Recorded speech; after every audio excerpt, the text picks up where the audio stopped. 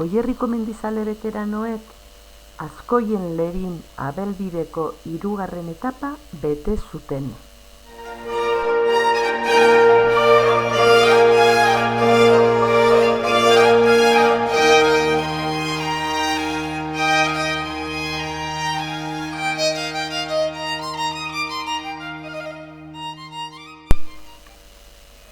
Geroxeago, horiak bilakatuko diren soro berde tartean gozatuz ibili ziren. Aupa mendizaleak!